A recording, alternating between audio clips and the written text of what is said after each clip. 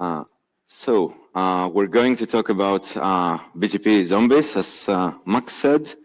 This is, to be clear, this is the internship work that Iliana did over the summer while we were lucky to host her at Cisco 1000 Eyes. Before we begin, let's see what are BGP Zombies, or stuck routes, as some people call them, or ghost routes, as they were being called many years ago. So in BGP, let's say you have a few autonomous systems, and they are connected somehow to each other. And if you have a prefix, and you need everyone else to learn about that, so they can send traffic to you, then you generate what's called an update message that is an announcement specifically, and it contains the prefix information. And to this message, you then send it to all of the connections that you have with the appropriate relationship, and then they send it to their peers, and eventually the entire internet knows about your prefix, and they can send traffic to you. If a link is down, or if a prefix is unavailable, then you generate another type of update message, which is called a withdrawal. In this case, it's the similar thing. So everyone that you send the announcement to, you have to send the withdrawal to them as well. The problem is that in some cases, these messages may be lost. It may be network issues, it may be software issues on either side, but for whatever reason, these messages could be lost. And right now, we end up with a routing inconsistency. So the first two ASs correctly say that this prefix does not exist, but the third AS thinks that this prefix is still there. And obviously, this routing state is inconsistent.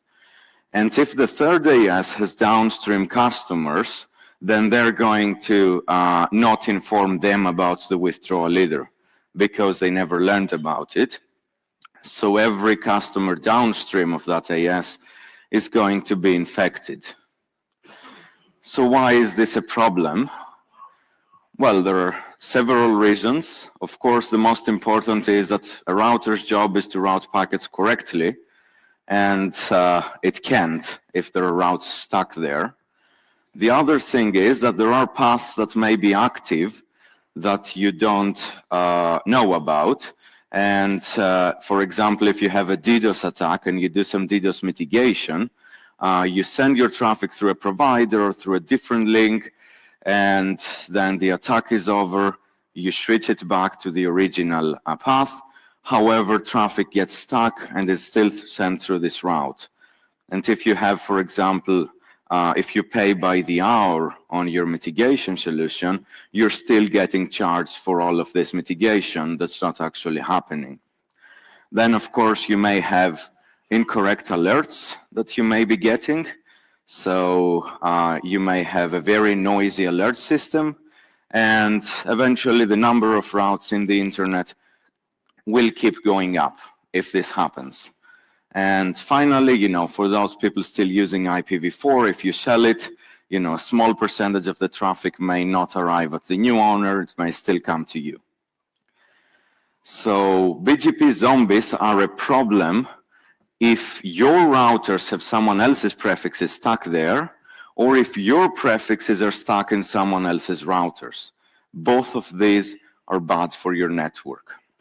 And by the way, we saw that it can happen with withdrawals, where you think a path exists that it doesn't. However, it can just as likely happen with announcements, which means that some path will never be used. These are much more difficult to study. However, it's something that could happen as well. But you have so many problems as operators.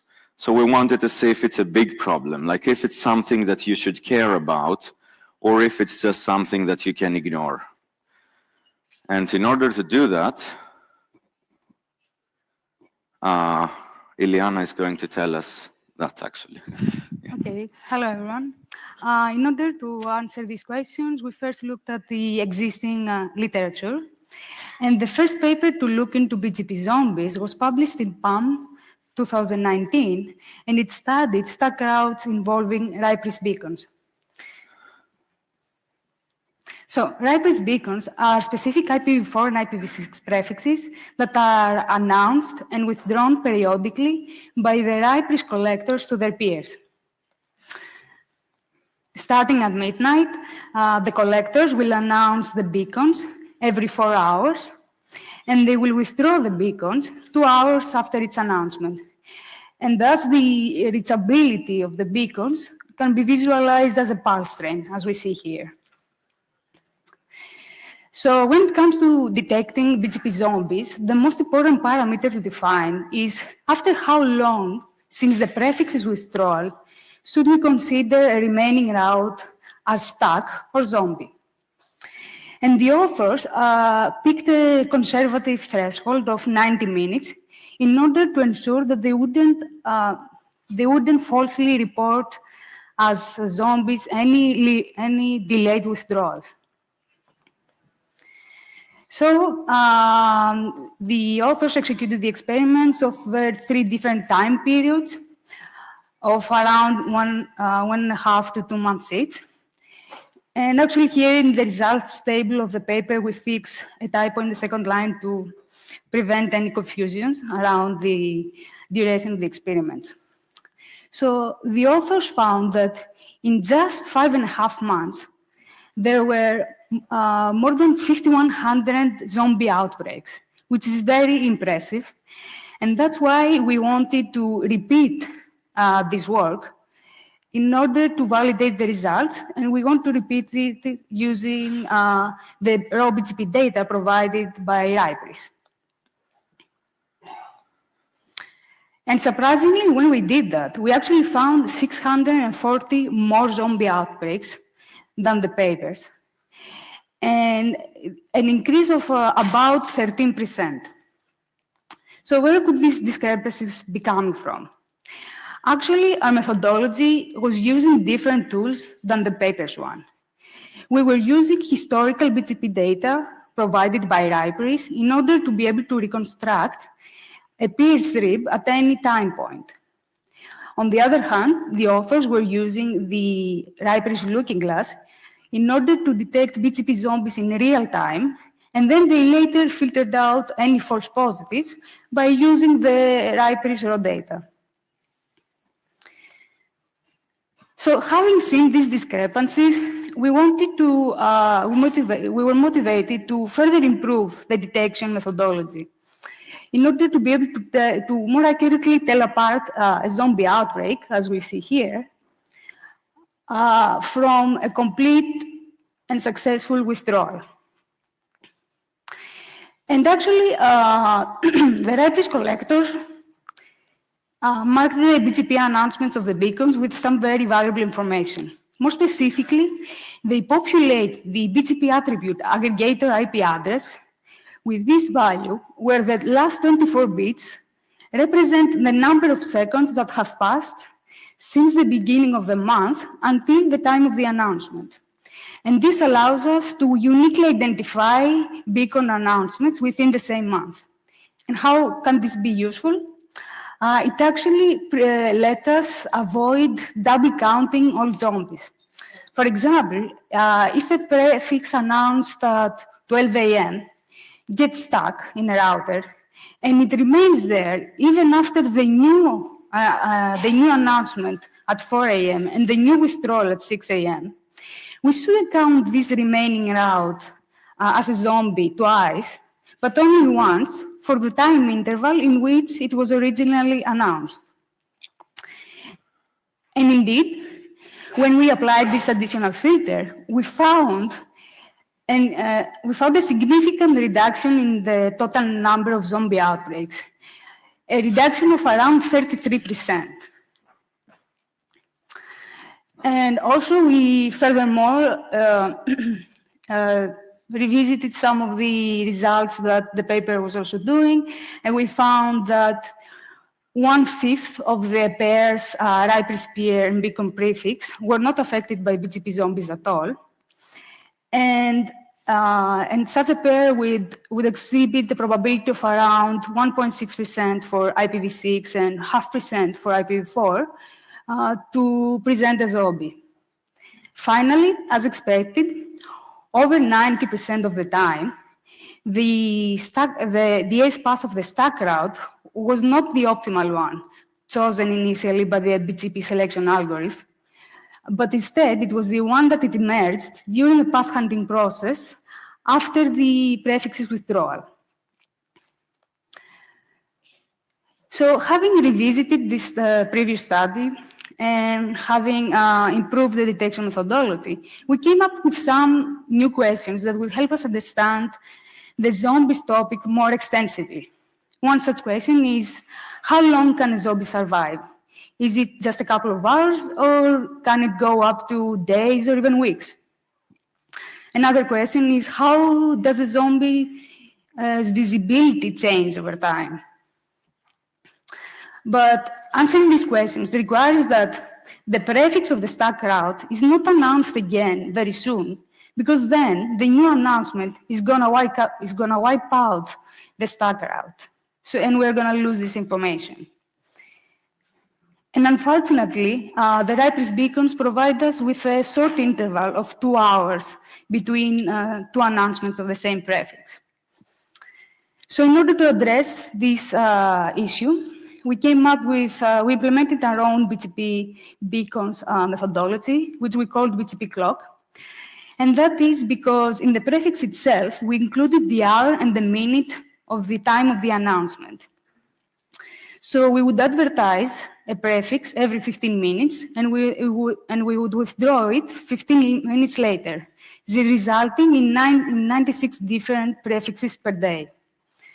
Of course, these prefixes, as you can see, they would be recycled every 24 hours.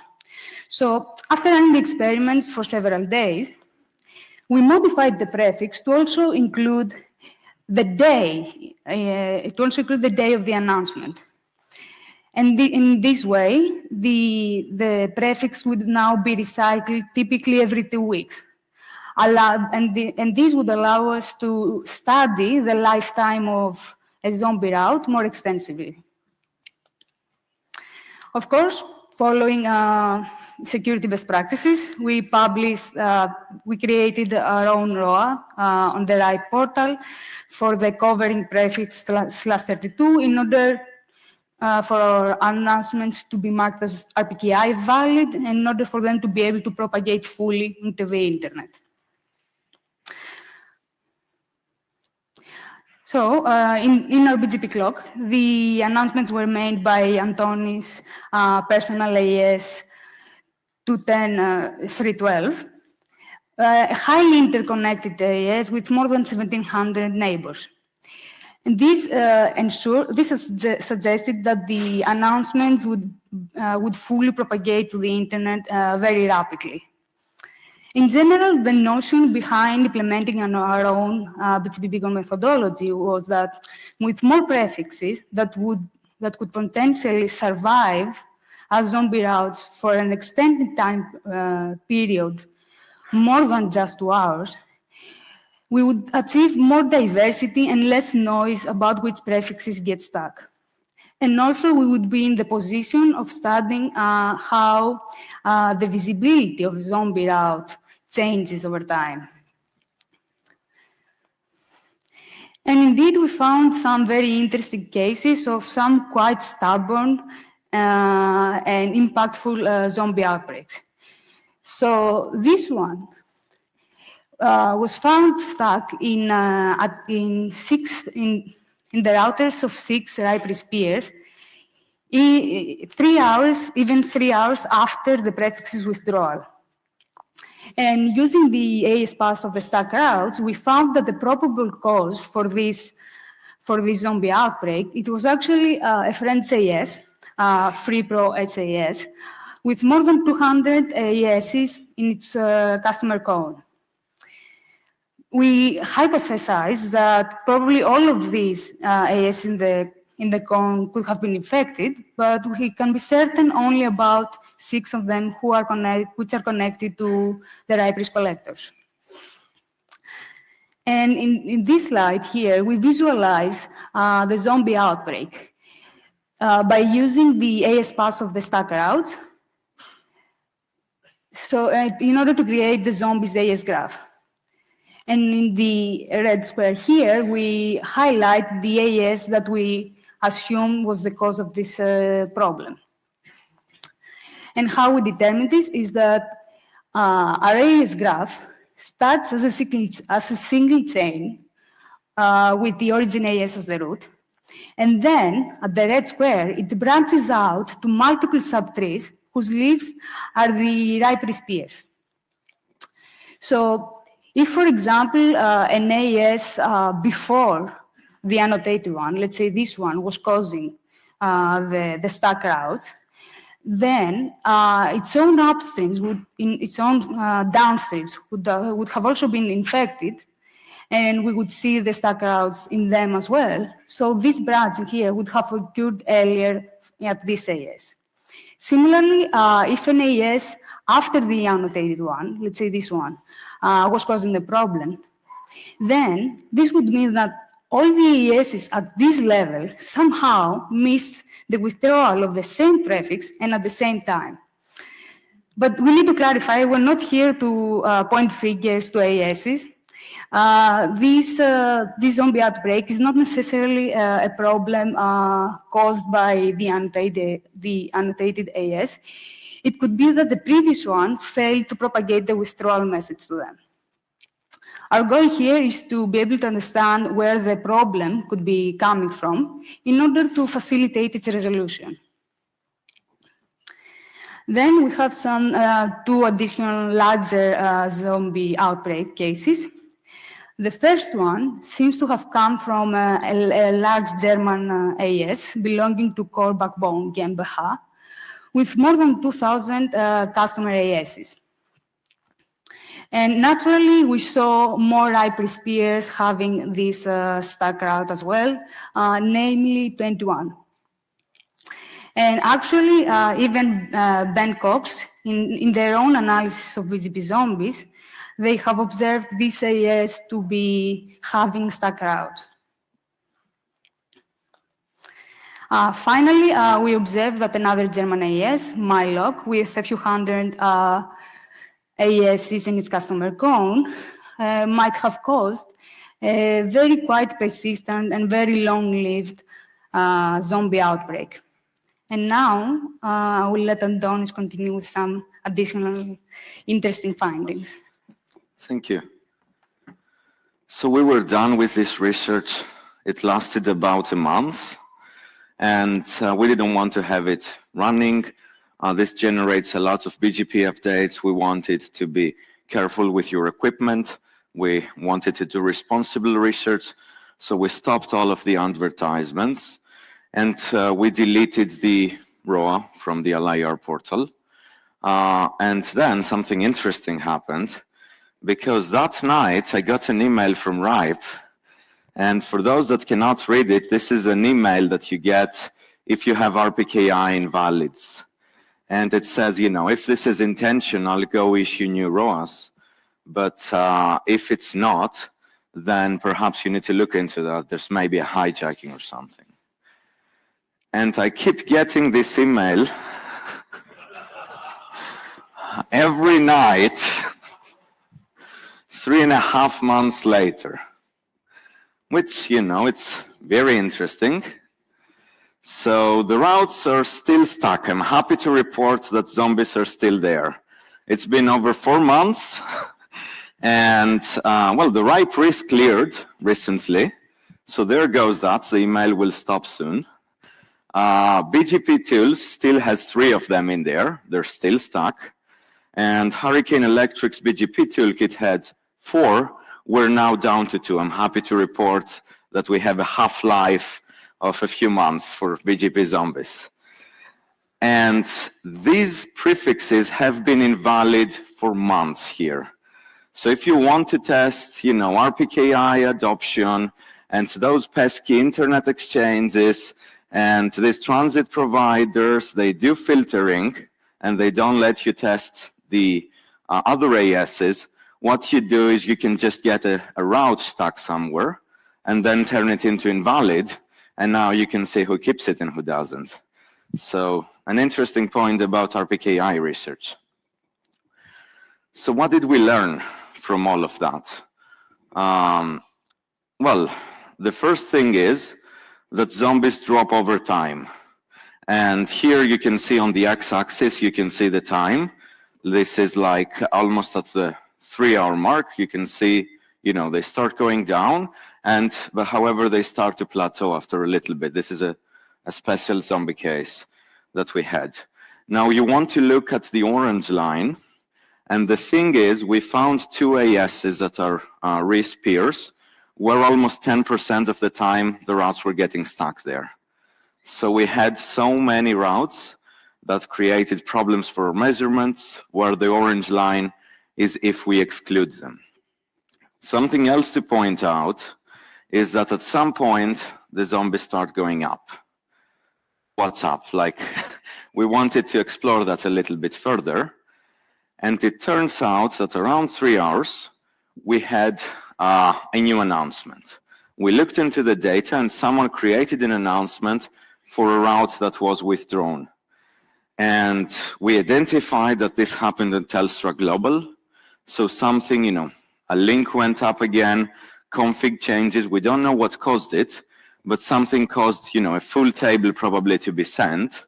And this full table included the stuck route. So the interesting thing here is that these zombies can, reinfect hosts.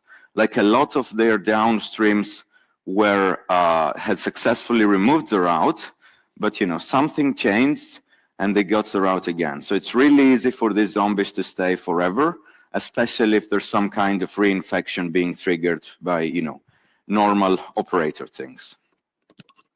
So can we do something about all of that? Because that's eventually the question. And thankfully, the answer is yes. There is a draft in the IETF. It's practically an RFC, I would say, which creates a second timer for BGP sessions. It's called the send hold timer. And what this does is that basically, if you cannot exchange data with high certainty with a peer for 20 minutes, you take the session down. And you do this to protect your network and all of your downstreams. And we think, we don't know yet, but estimates are this is going to solve 30 to maybe in some cases even 40% of the stuck routes. It's not going to solve everything, but it's going to do something. However, for that to happen, we know that vendors have to add support. There's a BIRD, OpenBGPD, and FRR that have added support. No hardware vendor has done it yet, so you can be the first if you're in this room. That spot is still available for anyone who wishes to claim it. And if you're not from a vendor, but you buy equipment from a vendor, you can ask them to implement it, because then it has to make it to the stable releases, and then all of you here in this room have to update your routers. And it's going to take some time. It's not something that will be done by the end of the year, probably. Maybe the decade, if we're lucky. Yeah, but maybe that's optimistic. Yeah. So we think that this is a very good path forward. And please ask that from your vendors. It's going to be great to have that. And ideally, ask them to have it on by default. That's going to be awesome.